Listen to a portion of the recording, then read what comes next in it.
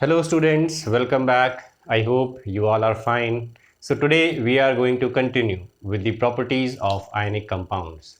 Properties of ionic compounds discuss करने से पहले हम एक और इम्पॉर्टेंट कंसेप्ट आज सीख लेते हैं and this concept is electron dot representation.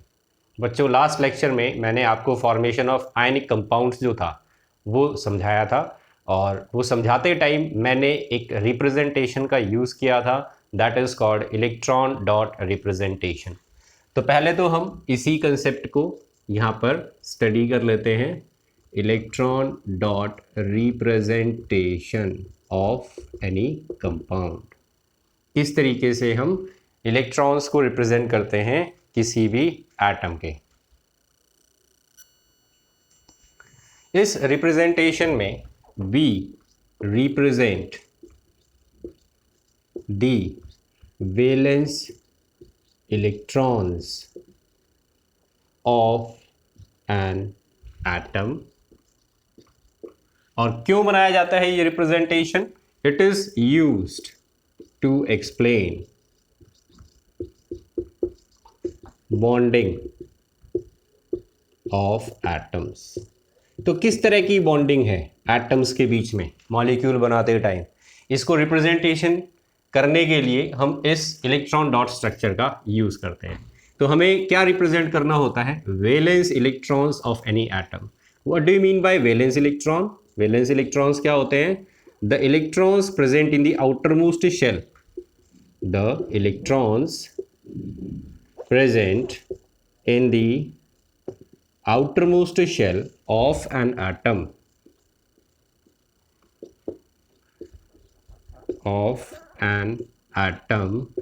is called its valence electron। तो अगर आपको किसी भी एटम के आउटर मोस्ट शेल में कितने इलेक्ट्रॉन्स प्रेजेंट हैं ये पता करना है तो आपको उसका इलेक्ट्रॉनिक कन्फिगरेशन लिखना आना चाहिए। तो इलेक्ट्रॉनिक कन्फिगरेशन जो है वो हम किस तरीके से लिखते हैं ये हम ऑलरेडी पढ़ चुके हैं। तो अब हम यूज़ करते हैं इसी इलेक्ट्रॉनिक कन्फिगरेशन को इलेक्ट्रॉन डॉट स्ट्रक्चर बनाने के लिए। तो यहाँ पर मैं आपको एक एलिमेंट का नाम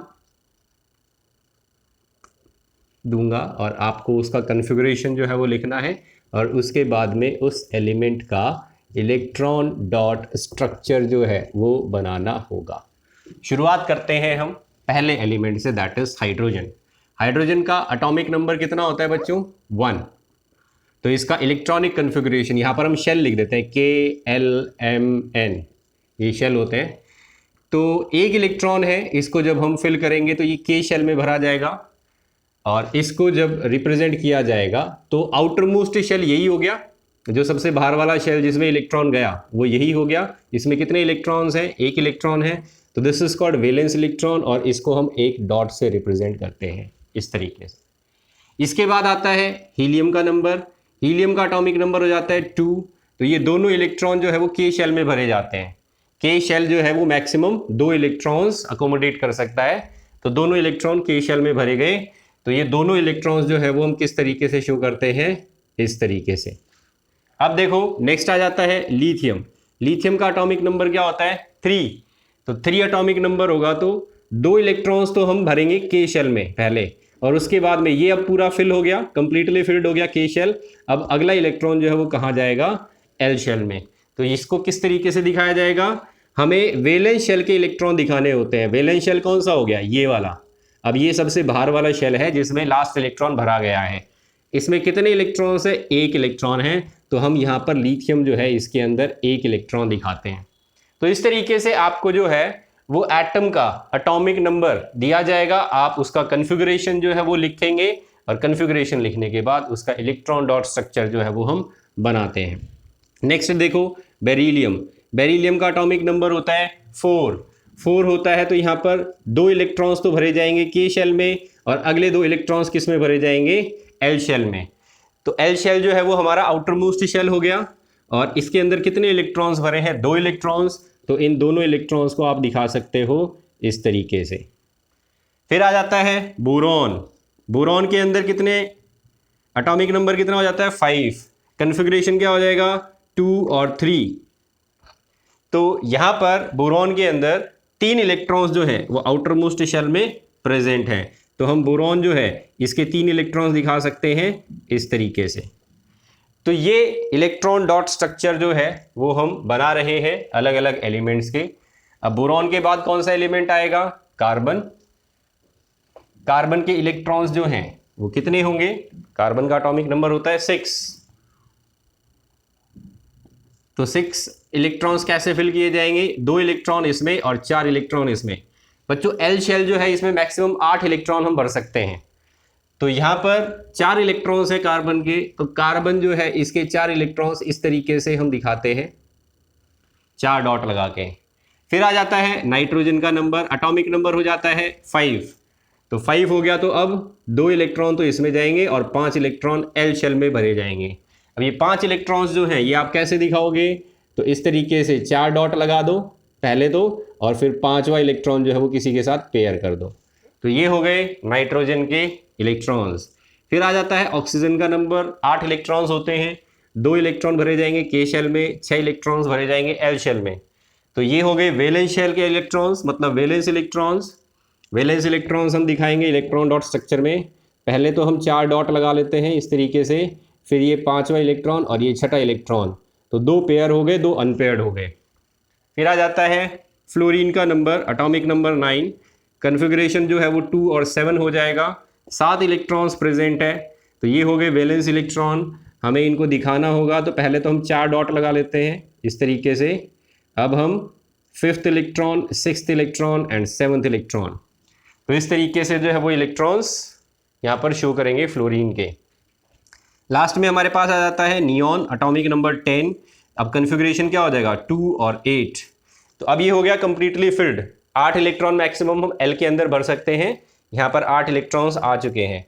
तो ये वैलेंस इलेक्ट्रॉन्स हो गए। इन वैलेंस इलेक्ट्रॉन्स को हम दिखाएंगे इस तरीके से, पहले 4 एक इलेक्ट्रॉन बना दो, इसके बाद में ये 5th, ये 6th, ये 7th और ये 8th। तो ये हो गया नियॉन का इलेक्ट्रॉन डॉट स्ट्रक्चर। अब आ जाते हैं अगले सोडियम पे। सोडियम जो है उसका एटॉमिक नंबर क्या होता है 11। तो इसके अंदर जो है वो अब कन्फिग्रेशन लिखा जाएगा कैसे, देखिए सोडियम का सिंबल होता है Na, एटॉमिक नंबर होता है 11। इसमें मैक्सिमम 2 इलेक्ट्रॉन आ सकते हैं, पहले 2 इलेक्ट्रॉन इसमें भर दिए। इसमें मैक्सिमम 8 इलेक्ट्रॉन आ सकते हैं, 8 इलेक्ट्रॉन इसमें भर दिए। 8 और 2 10 हो गए। तो अगला इलेक्ट्रॉन जो किस में जाएगा M में। अब ये M जो है ये हो गया आउटर मोस्ट शेल, कितने इलेक्ट्रॉन गए इसमें 1। तो यहां पर जब सोडियम जो बनाया जाएगा तो 1 डॉट लगाई जाएगी। तो आपको अगर ध्यान हो लास्ट लेक्चर में जब मैंने NaCl का फॉर्मेशन समझाया था तो सोडियम के पास मैंने 1 डॉट लगाया था। अब आ जाते हैं सोडियम के बाद आ जाता है अगला मैग्नीशियम। मैग्नीशियम का एटॉमिक नंबर कितना होता है 12। इसका कन्फिग्रेशन क्या होता है 2 8 2। तो आउटर मोस्ट शेल में कितने इलेक्ट्रॉन्स हैं 2 इलेक्ट्रॉन, तो 2 वैलेंस इलेक्ट्रॉन हो गए। तो मैग्नीशियम का जब हमने इलेक्ट्रॉन डॉट स्ट्रक्चर बनाया था तो इस तरीके से हमने 2 डॉट्स लगाए थे मैग्नीशियम के। तो MgCl2 की फॉर्मेशन में हमने ये स्ट्रक्चर बनाया था। फिर आ जाता है नेक्स्ट एल्यूमिनियम। एल्यूमिनियम का एटॉमिक नंबर होता है 13 होता है, तो 2 8 3।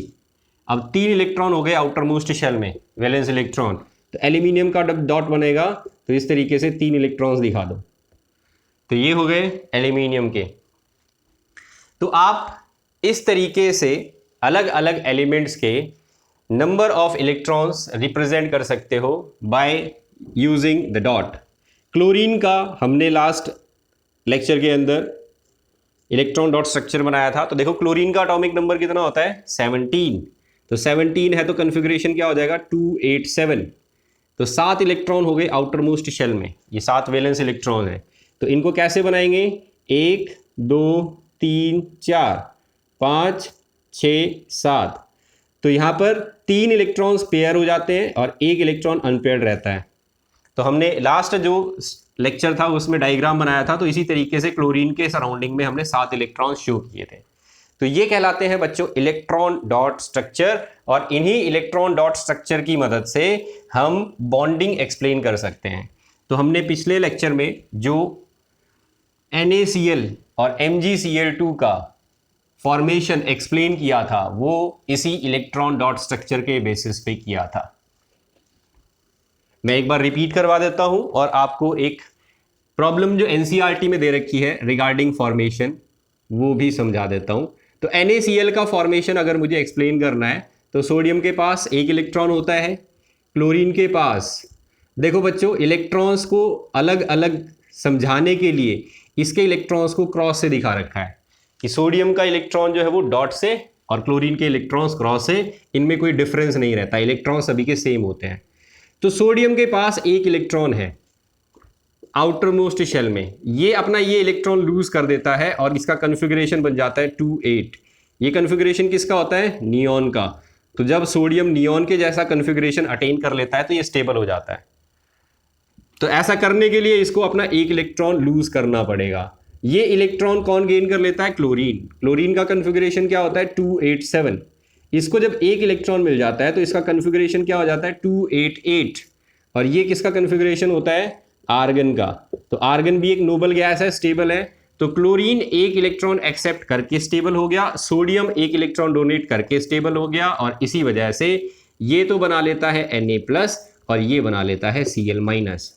जैसे ही ये दो आयंस बनते हैं, ये दोनों जो है वो अपोजिटली चार्ज्ड हैं, एक पे पॉजिटिव चार्ज है एक पे नेगेटिव है। और आपने पढ़ा होगा पॉजिटिव चार्जेस जो होते हैं वो नेगेटिव चार्जेस को अट्रैक्ट करते हैं।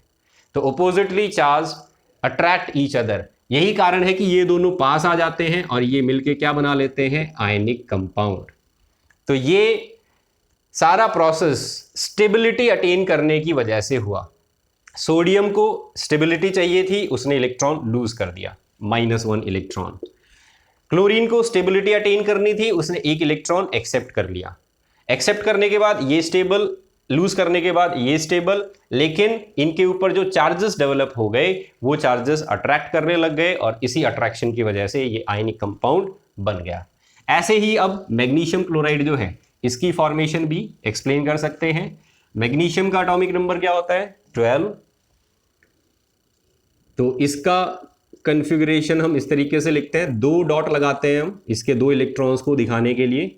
ऐसे ही क्लोरीन जो है उसके पास 7 इलेक्ट्रॉन्स हैं, वैलेंस इलेक्ट्रॉन। तो 287 इसका कन्फिगरेशन है। ये क्या करता है? ये 2 इलेक्ट्रॉन लूज करके और नियॉन के जैसा कन्फिगरेशन अटेन कर लेता है। वहीं क्लोरीन जो है वो एक इलेक्ट्रॉन गेन करके और आर्गन के जैसा बन जाएगा, लेकिन यहां से तो 2 इलेक्ट्रॉन आ रहे हैं, तो इसी वजह से 2 क्लोरीन के एटम एक मैग्नीशियम के साथ जुड़ जाते हैं ताकि यहां पर दोनों इलेक्ट्रॉन्स जो है उनको एक्सेप्ट किया जा सके और दोनों के दोनों एटम्स जो है वो स्टेबल हो जाते हैं। तो मैग्नीशियम जो है वो 2 इलेक्ट्रॉन लूज करने के बाद क्या बन जाएगा? Mg2+। और क्लोरीन जो है वो एक इलेक्ट्रॉन एक्सेप्ट करने के बाद क्या बन जाएगा? Cl-। तो 2 क्लोरीन के एटम्स जो है वो अलग अलग इलेक्ट्रॉन एक्सेप्ट कर लेते हैं, तो 2 क्लोराइड आयन। और ये अब क्या हो जाएगा? ये positive charge in negative charges को अपनी तरफ अट्रैक्ट करेगा, तो एक मैग्नीशियम जो है वो 2 Cl- को अपनी तरफ अट्रैक्ट कर लेता है। तो इस तरीके से आप दिखा सकते हो कि Mg2+ जो है वो 2 क्लोराइड आयंस को अपनी तरफ अट्रैक्ट करता है और MgCl2 जो कि एक आयनिक कंपाउंड होता है इसकी फॉर्मेशन हो जाती है। अब देखो एक क्वेश्चन दिया हुआ है, ये इन टेक्स्ट प्रॉब्लम है। प्रॉब्लम दे रखी है, right the electron dot structure of sodium, oxygen and magnesium. आपको इलेक्ट्रॉन डॉट स्ट्रक्चर बनाना है सोडियम का, ऑक्सीजन का और मैग्नीशियम का। तो हम ये ऑलरेडी बना चुके हैं, सोडियम, ऑक्सीजन और मैग्नीशियम। पहले इसका एटॉमिक नंबर लिखो, फिर इसका कन्फिगरेशन लिखो, फिर इसके वैलेंस इलेक्ट्रॉन जो है वो आइडेंटिफाई करो और इन वैलेंस इलेक्ट्रॉन को डॉट लगा के रिप्रेजेंट कर दो। ऑक्सीजन का एटॉमिक नंबर 8 होता है, तो कन्फिगरेशन हो जाएगा 2 और 6। 6 वैलेंस इलेक्ट्रॉन है, तो 6 वैलेंस इलेक्ट्रॉन कैसे दिखाए थे हमने? पहले तो हमने 4 डॉट लगाए, फिर हमने इनको पेयर कर दिया। तो ये हो गया ऑक्सीजन का इलेक्ट्रॉन डॉट स्ट्रक्चर। मैग्नीशियम का एटॉमिक नंबर 12 होता है, कन्फिगरेशन हो जाएगा 282। वैलेंस इलेक्ट्रॉन हो गए 2, तो इन वैलेंस इलेक्ट्रॉन को कैसे दिखाएंगे हम? 2 डॉट लगा के। ये हो गया मैग्नीशियम का इलेक्ट्रॉन डॉट स्ट्रक्चर। अब देखो अगला question, show the formation of Na2O and MgO by the transfer of electrons. Question number 2, sodium oxide और मैग्नीशियम ऑक्साइड जो है इसकी फॉर्मेशन को ट्रांसफर ऑफ इलेक्ट्रॉन से शो करिए। तो सबसे पहले तो हम Na2O इसकी फॉर्मेशन को एक्सप्लेन करते हैं। देखो बच्चों, सोडियम जो है इसका एटॉमिक नंबर क्या होता है 11, कन्फिगरेशन क्या होता है 281, एक वैलेंस इलेक्ट्रॉन होता है इसके पास, तो हमने एक डॉट लगा दिया। दो सोडियम के एटम्स हैं, फॉर्मूला देखिए, फॉर्मूले में सोडियम के नीचे 2 लिखा हुआ है, इसका मतलब दो सोडियम के एटम्स जो हैं वो प्रेजेंट है, तो दोनों सोडियम के पास एक एक वैलेंस इलेक्ट्रॉन ही होगा। दूसरा एटम क्या है ऑक्सीजन, ऑक्सीजन का एटॉमिक नंबर होता है 8 और कन्फिगरेशन होता है 2 और 6, तो 6 वैलेंस इलेक्ट्रॉन होते हैं ऑक्सीजन के पास। तो ये 6 वैलेंस इलेक्ट्रॉन कैसे दिखाएंगे, पहले 4 इलेक्ट्रॉन, फिर 5th और फिर 6th। तो ऑक्सीजन जो है इसके पास 2 पेयर्ड है और 2 अनपेयर्ड है। ऑक्सीजन को कितने इलेक्ट्रॉन्स की रिक्वायरमेंट है, 2 इलेक्ट्रॉन्स की रिक्वायरमेंट है। अगर इसको कहीं से 2 इलेक्ट्रॉन मिल जाए तो ये कैसा हो जाएगा, नियॉन के जैसा। तो ये 2 इलेक्ट्रॉन्स कहां से आते हैं, ये 2 इलेक्ट्रॉन्स आते हैं इन सोडियम एटम से। ये सोडियम का एटम जो है ये अगर एक इलेक्ट्रॉन लूज कर दे तो इसका कन्फिगरेशन कैसा हो जाएगा, नियॉन के जैसा। और सेम इसी तरीके से ये वाला सोडियम जो है ये भी अगर एक इलेक्ट्रॉन लूज कर दे तो ये भी नियॉन के जैसा, मतलब दोनों स्टेबल। तो ये क्या करते हैं, दोनों के दोनों अपना एक एक इलेक्ट्रॉन डोनेट कर देते हैं और उस इलेक्ट्रॉन को कौन एक्सेप्ट कर लेता है, ऑक्सीजन। तो ऑक्सीजन इलेक्ट्रॉन एक्सेप्ट करके और नियॉन के जैसा हो जाएगा, और सोडियम जो है वो इलेक्ट्रॉन डोनेट करके नियॉन के जैसा हो जाएगा। तो इस इलेक्ट्रॉन डोनेशन की वजह से इस सोडियम पे पॉजिटिव चार्ज, इस सोडियम पे भी पॉजिटिव चार्ज, लेकिन इस ऑक्सीजन पे 2 नेगेटिव चार्ज। तो एक ऑक्सीजन का एटम दो सोडियम को अपनी तरफ अट्रैक्ट करता है, और इसी अट्रैक्शन की वजह से ये क्या बना लेते हैं, Na2O। तो Na पॉजिटिव इस तरीके से अट्रैक्ट हो जाता है और ऑक्सीजन की तरफ, और कंपाउंड बना लेता है Na2 को। तो ये बन गया कंपाउंड। तो इस तरीके से आपको इलेक्ट्रॉन्स जो है उनकी मूवमेंट शो करनी है यहाँ पर, कि सोडियम अपना इलेक्ट्रॉन एक एक ऑक्सीजन को दे रहा है और Na2O बना रहा है। तो ये तो हो गया Na2O की फॉर्मेशन।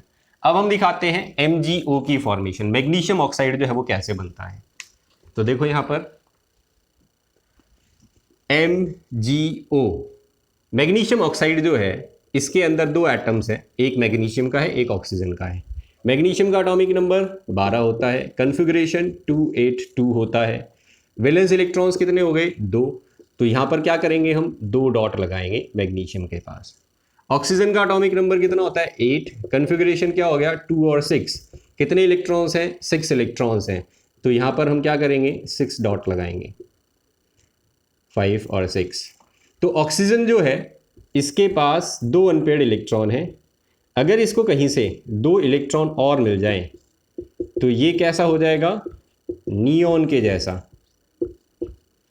और मैग्नीशियम जो है इसके पास 2 इलेक्ट्रॉन्स हैं, अगर ये 2 इलेक्ट्रॉन्स किसी को लूज कर दे तो ये भी कैसा हो जाएगा, ये भी नियॉन के जैसा। तो ये 2 इलेक्ट्रॉन लूज करता है और ये दोनों इलेक्ट्रॉन्स ये ऑक्सीजन जो है वो एक्सेप्ट कर लेता है, और एक्सेप्ट करने के बाद ये क्या बना लेते हैं, ये बना देते हैं Mg2+ और O2- आयन। तो ये तो कन्वर्ट हो जाएगा Mg2+ में और ये कन्वर्ट हो जाएगा O2- में। ये दोनों एक दूसरे को अट्रैक्ट करते हैं और अट्रैक्ट करके क्या बना लेते हैं, ये आयनिक कंपाउंड। तो इस तरीके से MgO जो है उसकी फॉर्मेशन हो जाती है। ठीक है, तो यहाँ पर अट्रैक्शन होता है इन दोनों आयंस के बीच में और इस वजह से ये पास आ जाते हैं। तो ये हो गई formation of MgO and Na2O। अगला क्वेश्चन पूछा, what are the ions present in these compounds. इन कंपाउंड्स के अंदर, इस कंपाउंड के अंदर कौन कौन से आयंस प्रेजेंट हैं। तो देखो यहां पर हमें दिखाई दे रहे हैं, एक कैटायन है और एक एनायन है। तो आप इंडिविजुअली बता सकते हो कि Na2O इसमें कौन कौन से आयंस हैं और MgO में कौन कौन से आयंस हैं। तो यहां पर 2 सोडियम 2Na पॉजिटिव और एक O2 नेगेटिव, ये तो है कैटायन और ये है एनायन। MgO जो है इसके अंदर Mg2 पॉजिटिव तो हो गया कैटायन और O2 नेगेटिव हो गया एनायन। तो ये आयंस प्रेजेंट होते हैं इन कंपाउंड्स के अंदर। चलिए, तो ये तो हो गई हमारी इलेक्ट्रॉन डॉट स्ट्रक्चर की बात। अब हम आ जाते हैं प्रॉपर्टीज ऑफ आयनिक कंपाउंड्स के ऊपर। तो ये हमारा लास्ट टॉपिक है इस चैप्टर का, प्रॉपर्टीज ऑफ आयनिक कंपाउंड्स।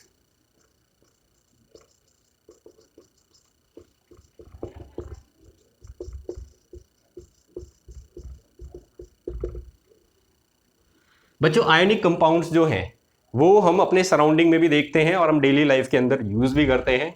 तो हम इसी डेली लाइफ से जो है वो इसकी प्रॉपर्टीज को एक्सप्लेन कर सकते हैं। हम एग्जाम्पल लेते हैं आयनिक कंपाउंड का डेली लाइफ से, NaCl।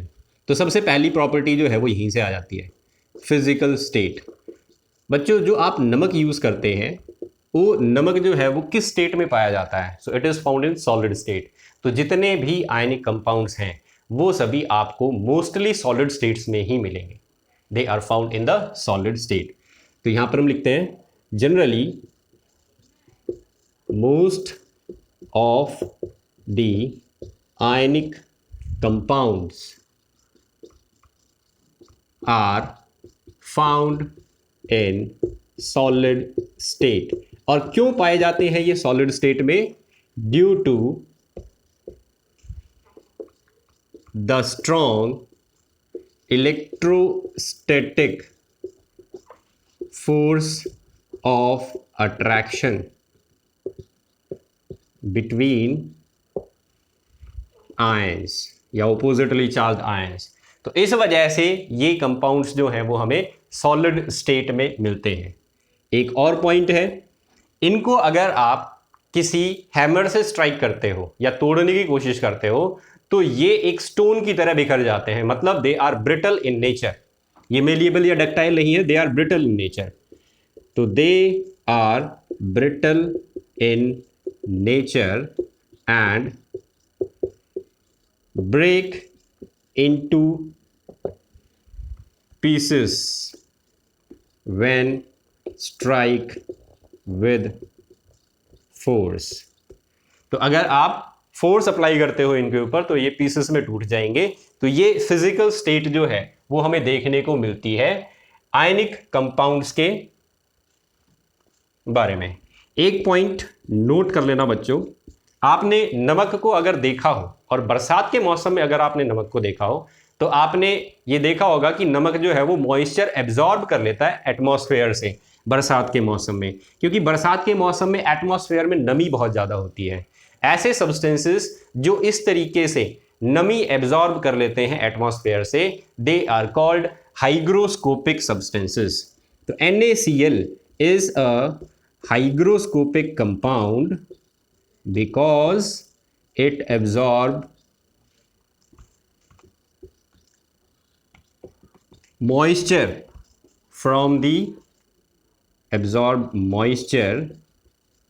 from the air। तो ऐसे कंपाउंड्स को हाइग्रोस्कोपिक कंपाउंड जो है वो बोला जाता है। अब आ जाते हैं हम सेकंड फिजिकल प्रॉपर्टी पे। सेकंड फिजिकल प्रॉपर्टी, घर के अंदर हम देखते हैं कि नमक को अगर पानी के अंदर डिसॉल्व किया जाए तो क्या होता है? क्या ये डिसॉल्व हो जाता है या फिर नहीं होता है? तो आपने देखा होगा it easily dissolves in water. तो यहां पर आ जाती है ionic compounds are soluble in water and they break into ions and pass into the solution। तो वाटर जो है उसके अंदर आयनिक कंपाउंड्स इजीली सॉल्यूबल होते हैं और ये आयंस में टूट जाते हैं और सॉल्यूशन जो है उसके अंदर चले जाते हैं। तो अगर कोई आपसे ये कहे कि हम नमक को पानी के अंदर डिसॉल्व कर रहे हैं, इस चीज को आप एक रिएक्शन की फॉर्म में लिख के दिखाइए, तो इसको इस तरीके से लिखा जाएगा, this is salt and this is aqueous. का मतलब होता है वाटर। यहां पर हमने वाटर लिया हुआ है तो हम रिएक्शन नहीं करवा रहे, हम उसको डिसॉल्व कर रहे हैं, तो वाटर जो है वो यहां पर ज्यादा अमाउंट में है। तो आप नमक जब डालते हो तो नमक जो है वो इस तरीके से लिखा जाएगा डिसॉल्व होने के बाद, Na positive aqueous, Cl negative aqueous. इसका मतलब होता है कि सोडियम आयन जो है वो क्लोराइड आयन से अलग हो गया और पानी के अंदर जो है वो डिसॉल्व हो गया। तो ये सॉल्यूशन है, this is aqueous solution of NaCl। इस तरीके से रिप्रेजेंट करना है। कई बच्चों से जो है वो पूछा जाता है कि write down the reaction for dissolution of salt in water, आप रिएक्शन लिख के ये बताओ कि सॉल्ट पानी में किस तरीके से डिसॉल्व होता है।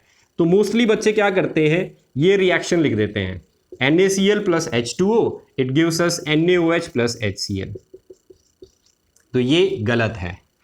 नमक को जब आप डिसॉल्व करोगे तो नमक जो है वो इस तरीके से ब्रेक नहीं होगा, बल्कि इस तरीके से ब्रेक होगा और लिखा जाएगा। तो ध्यान रखना बच्चों इस पॉइंट का। आयनिक कंपाउंड्स जो है वो सॉल्युबल होते हैं वाटर के अंदर, और जब वो डिसॉल्व होते हैं तो वो टूट जाते हैं आयंस में और पास हो जाते हैं सॉल्यूशन के अंदर।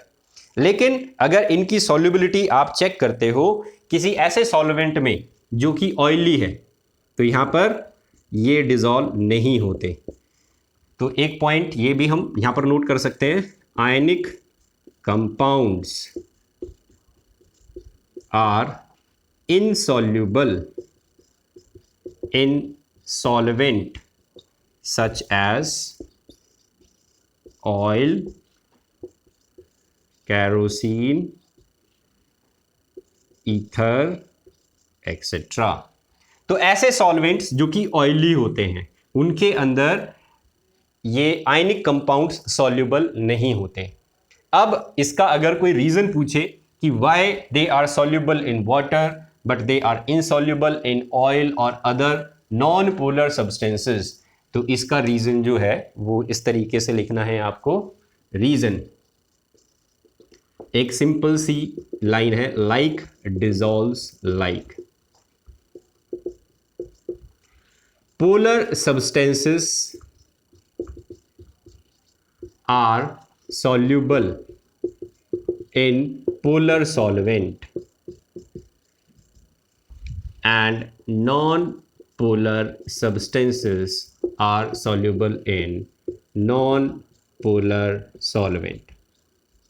तो वाटर जो है ये पोलर होता है और NaCl या आयनिक कंपाउंड्स जो है ये बहुत ही ज़्यादा पोलर होते हैं, एक्सट्रीमली पोलर। तो ये दोनों पोलर हैं, इस वजह से ये डिसॉल्व हो जाते हैं। लेकिन अगर हम NaCl इसको ऑयल के अंदर डिसॉल्व करने की कोशिश करें तो ऑयल नॉन पोलर है, इन दोनों की नेचर मैच ही नहीं करती, तो इसी वजह से ये डिसॉल्व नहीं होते। तो जब भी आप सॉल्यूशन बनाते हैं आप दो ऐसी चीजों को मिक्स करते हैं जिनकी नेचर सेम हो। अगर आप गलती से ऐसी दो चीजें मिक्स कर देते हो जिनकी नेचर सेम नहीं होती तो ये चीजें कभी मिक्स नहीं हो पाएंगी। तो इस वजह से ऐसा हुआ कि आयनिक कंपाउंड पानी में तो सॉल्युबल है लेकिन ऑयल में सॉल्युबल नहीं है, due to the different nature of these two solvent. Solvent पानी लेते हो तो सेम नेचर, लेकिन सॉल्वेंट अगर ऑयल ले लिया तो डिफरेंट नेचर आ गई। तो ये हो गया सॉल्युबिलिटी का कंसेप्ट। अब हम आ जाते हैं नेक्स्ट। आप लोगों ने मूवीज में देखा होगा, जैसे 3 इडियट वाला सीन, जो रैगिंग वाला सीन आपने देखा है, salt water is a good conductor of electricity. तो अब हम बात करते हैं conduction of electricity. Ionic compounds जो हैं वो किस तरीके से इलेक्ट्रिसिटी कंडक्ट करते हैं या नहीं करते। तो देखो बच्चों, यहां पर 3 पॉइंट्स में लिख रहा हूं। आयनिक कंपाउंड्स या ionic substances are bad conductor of electricity in solid state. In solid state मतलब घर में जो नमक रखा हुआ है रसोई में, अगर उसी स्टेट में उसके अंदर 2 तार लगा दिए जाएं और उसमें से करंट पास करवाने की कोशिश की जाए तो उस स्टेट में करंट पास नहीं होगी नमक के थ्रू। तो ये बात याद रखना। Next, ionic compounds are good conductor of electricity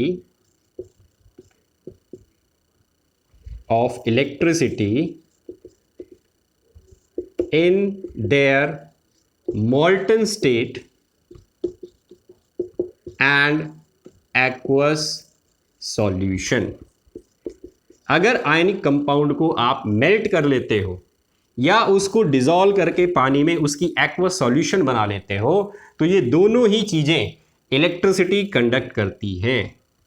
ठीक है, तो ये 2 अलग अलग पैटर्न हमें दिखाई देते हैं एक ही कंपाउंड के। सॉलिड स्टेट में बैड कंडक्टर है, लेकिन वो मॉल्टन स्टेट में मेल्ट होने के बाद या फिर पानी के अंदर सॉल्यूशन बनाने के बाद गुड कंडक्टर बन जाता है। अब देखते हैं इसका रीजन, ऐसा क्यों हुआ, आयनिक कंपाउंड सॉलिड स्टेट में बैड कंडक्टर क्यों था। तो देखो बच्चों, कंडक्शन ऑफ इलेक्ट्रिसिटी जो होता है वो इन दो वजह से होता है किसी भी सब्सटेंस में। Conduction of electricity is due to movement of electrons across a substance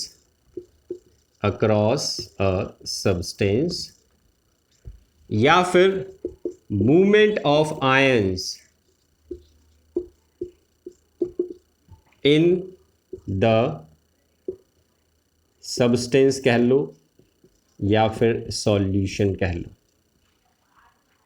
तो आयंस अगर मूव कर सकते हैं तो वो सब्सटेंस इलेक्ट्रिसिटी कंडक्ट कर सकता है, और अगर इलेक्ट्रॉन्स मूव कर सकते हैं तो वो सब्सटेंस इलेक्ट्रिसिटी कंडक्ट कर सकता है। जब हम आयनिक कंपाउंड्स को सॉलिड स्टेट में देखते हैं तो सॉलिड स्टेट के अंदर इनके आयंस जो हैं वो एक स्ट्रॉन्ग फोर्स के थ्रू एक दूसरे को अट्रैक्ट करते हैं। इनके बीच में इलेक्ट्रोस्टैटिक फोर्स ऑफ अट्रैक्शन होता है जो कि काफ़ी स्ट्रॉन्ग होता है, और इसी स्ट्रॉन्ग फोर्स की वजह से ये एक दूसरे को मूव करने नहीं देते। तो अगर मूवमेंट नहीं होगा इस स्ट्रॉन्ग फोर्स की वजह से, तो आयंस का मूवमेंट अगर नहीं होगा तो इलेक्ट्रिसिटी कंडक्ट नहीं होगी, और इलेक्ट्रिसिटी कंडक्ट नहीं होगी तो ये क्या बन जाएगा, बैड कंडक्टर। तो हम यहां पर क्या लिखेंगे, ions in the solid state are strongly bound due to electrostatic force of attraction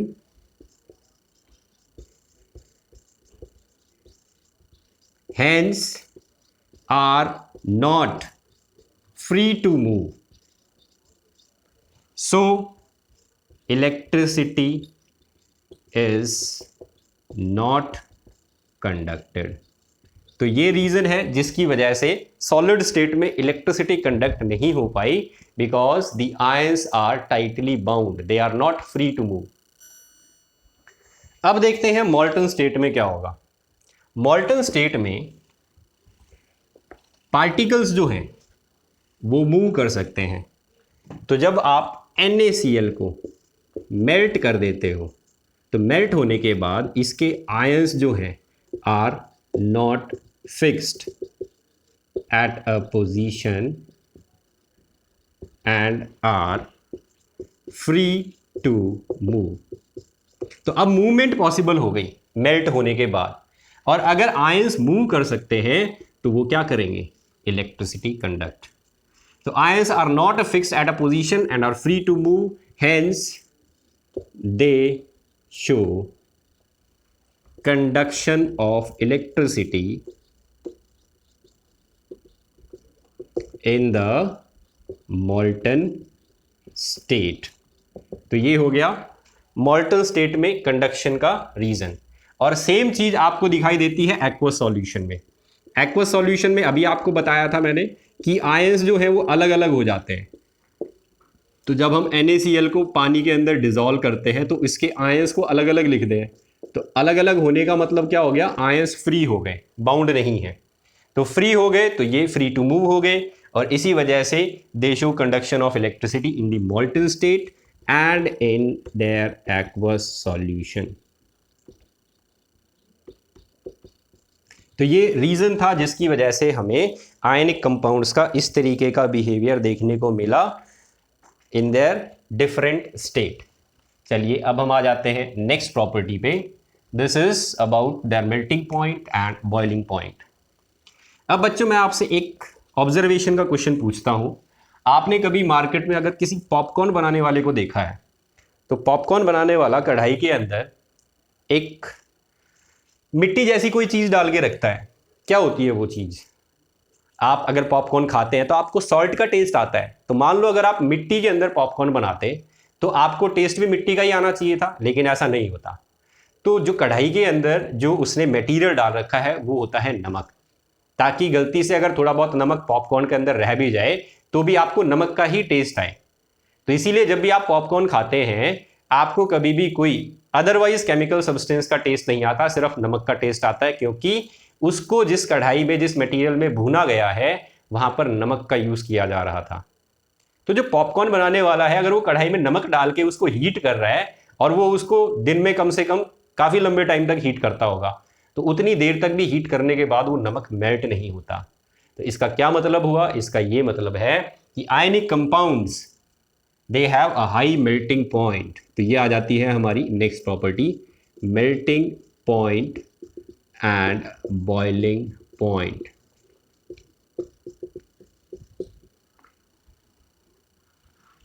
तो ionic compounds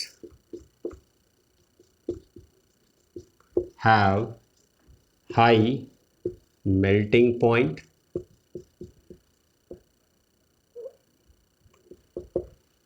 and boiling point. क्यों होता है ये हाई मेल्टिंग पॉइंट और बॉइलिंग पॉइंट? तो देखो बच्चों, मेल्ट करने का मतलब होता है किसी भी चीज को सॉलिड स्टेट से लिक्विड स्टेट में कन्वर्ट करना। सॉलिड में क्या होते हैं? पार्टिकल्स फिक्स होते हैं, और लिक्विड में क्या हो जाते हैं? पार्टिकल्स फ्री हो जाते हैं। तो ये पार्टिकल जो यहां पर फिक्स है, इनको हमें क्या करना है? एक दूसरे से अलग करना है, फ्री करना है। तो हमें इनके बीच में जो फोर्स ऑफ अट्रैक्शन है उसको तोड़ना होगा, तभी ये फ्री हो पाएंगे। तो फोर्स ऑफ अट्रैक्शन जो था वो अगर हम तोड़ दें, इन पार्टिकल्स के बीच का खत्म कर दें अगर उसको, तो ये फ्री हो जाएंगे और ये कन्वर्ट हो जाएंगे लिक्विड स्टेट में। जितना ज्यादा स्ट्रॉन्ग फोर्स ऑफ अट्रैक्शन होगा उतना ही ज्यादा गर्म करना पड़ेगा। सिंपल सा रिलेशन है। जितना ज्यादा स्ट्रांगली ये पार्टिकल्स एक दूसरे को बाइंड करेंगे उतना ही ज्यादा देर तक हमें गर्म करना पड़ेगा, और ज्यादा देर तक गर्म करने का मतलब क्या है? मेल्टिंग पॉइंट हाई हो जाना। तो यहां पर पार्टिकल्स के बीच का इंटरेक्शन रिस्पॉन्सिबल है for this high melting point. तो रीजन में हम क्या लिखेंगे? रीजन में यही पॉइंट आएगा कि the particles in the ionic compound are strongly bound by strong electrostatic force of attraction. The particles of a solid are strongly bound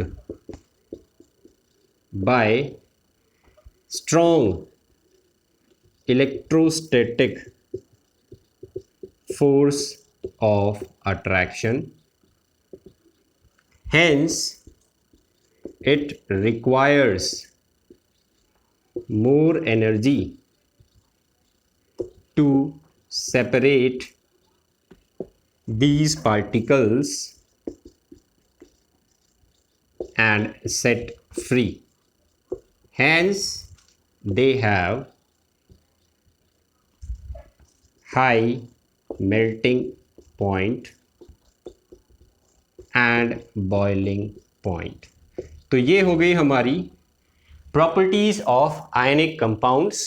ये चैप्टर हो जाता है हमारा कंप्लीट यहाँ पर।